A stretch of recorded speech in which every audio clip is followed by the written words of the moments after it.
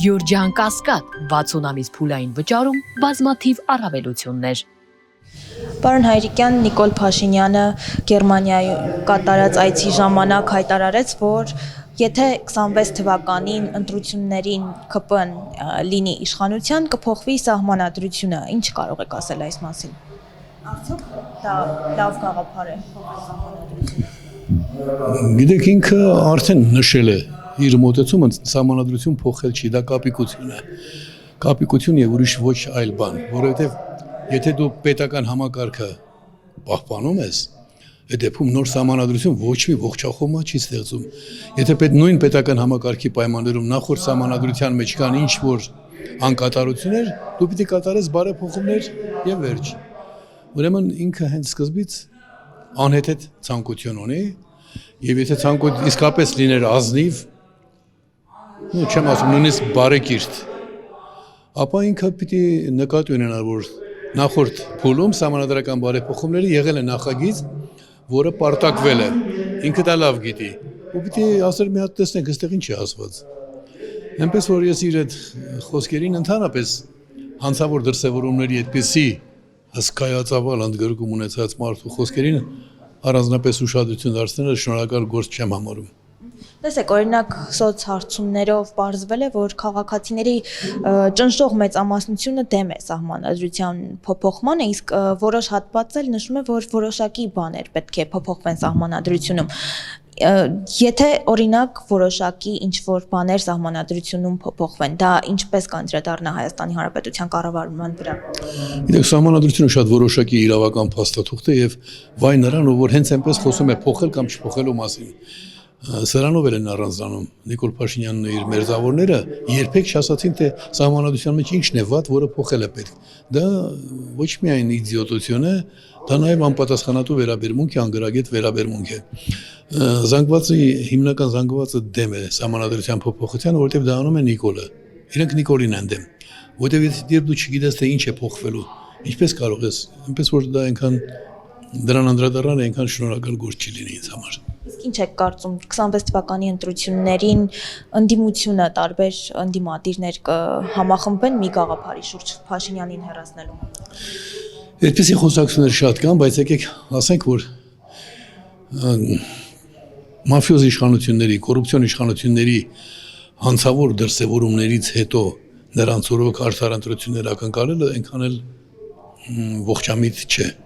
Շատ ակնհայտ է, որ այս մարդը ասում է, ես հանցագործ եմ, լավ եմ անում, ինչ որ անում եմ, լավ եմ արել, էլի պիտի հանցագործություն անեմ։ Ընտրությունը դա արդարություն, արդար մոտեցում պահանջող գործընթաց է, հետևաբար հավատալ ընտրություն մոչեցարմանը ծիծաղելի է, բայց ընտրությունն էլ որպես մի ընտրություն կոչված միջոցառումն էլ որպես մի գործողություն, մի քայլ, որ գործիք օգտագործելը տրամաբանական է, այստեղ պարզապես պիտի հասկանամ, որ 96 թվականի օրինակով, այն ինչ որ ես 96 թվականին արեցի, դրանով կարելի է ինչ-որ փոփոխության հասնել, բայց արդյունավետ լուծում հնարավոր է համազգային համախմբման դեպքում, իսկ համազգային համախմբում լինում է կամ ազգային ազատագրական պայքարի փուլում, կամ էլ կարգին սահմանադրություն, այսինքն համընդհանուր իրավապաշտպան շարժման դեպքում։ Տեսեք, Փաշինյանի իշխանությունը ակնհայտ եկեղեցին բաժանել է երկու մասի եւ Փաշինյանի կողմնակից հոգեվորականները, որոնց մեջ կան նաեւ կարգալույց հռչակվածներ, ստորագրահավաք են կազմակերպել, պահանջելով ԱՄՆ Հայոց կաթողիկոսի հրաժարականը։ Ինչ կարծիք ունեք այս մասին։ Դե բնականաբար ինքը պետական համակարգը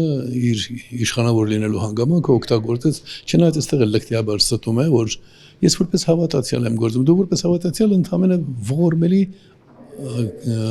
ազգադավ լինելուց բացի նաև քրիստոնեադավ ես։ Դու այն մարդն ես, որ հրապարակավ մարդկանց կոչում է հրապարտ։ Վերջ, դա հերիք է, հասկանալով, որ դու ծանրագույն մեղքն ես քո ուսերին վերցնում, բայց այստեղ մեկ այլ բան կա։ Սահմանադրությունը շատ հստակ սահմանազատվում է եւ որպես քաղաքացի, որպես հավատացյալ, նույնիսկ որպես պետական գործիչ դու կարող ես ունենալ մտահոգություններ, դա պիտի փոխանցես եկեղեցական ժողովին հրապարակայնորեն։ Իսկ մնացյալը ինչ որ ինքը անում է, դա իշխանական կարողականության օգտագործում է, որը ստոր հանցագործություն է։ Տեղյակ եք, որ փորձում է կանոնակարգ ստեղծել կաթողիկոսին հեռացնելուց հետո, որպեսզի իր ստեղծած կանոնակարգով եկեղեցին առաջնորդվի։ Ես տեղյակ եմ ցանկացած քրեական դրսևորումների հակում ունեցող մարդը փորձում է աշխարհը հարմարեցնել իր քրեական պատկերացումներին, ոչ ավելին։ Տեսեք, օրինակ իր Գերմանիա կատարած այցի ժամանակ բացահայտ էլի բողոքում էր եկեղեցուց, նշում էր, որ ոչ մի կերպ պետությունը տեղյակ չէ, թե եկեղեցիի մտնող գումարները որտեղից են, ինչպես են այդ գումարները ծախսվում եւ նշում է, որ իր ստեղծած այս կանոնակարգով ամեն բան թափանցիկ է լինելու, բոլորը տեղյակ են լինելու, թե եկեղեցու գումարները ինչպես են ծախսվում, եկեղեցին ինչ կյանքով է։ Ստում է եւ ինքը չարժի, որ մենք իր մասին խոսենք, որովհետեւ Հայաստանի հասարակական կազմակերպությունների մասին օրենքով այդ հարցերը կարգավորված են։ Ուրեմն դու վատ ես աշխատել։ Եթե ինչ-որ բան չես տեսնում, դու ունես արդարադատության նախարարություն այդ հարցով զբաղվող մարդիկ հերթական ստախոսն է եւ իր ստոր գործերի արդարացում է փնտրում ճամարտակելով միայն։ Ի վերջո, եկեղեցու շուրջ ստեղծված այս իրավիճակը ինչ հանգուցալուծում կստանա ձեր կարծիքով։ Եկեղեցին գործում է արդեն 2000 տարի, 1700 տարի զուտ հայկական տարբերակով, այնպես որ ինչպես եկել են ու անցել, այդպես էլ կգան ու կանցնեն այս տեսակ քամիները, այդպես ասեմ։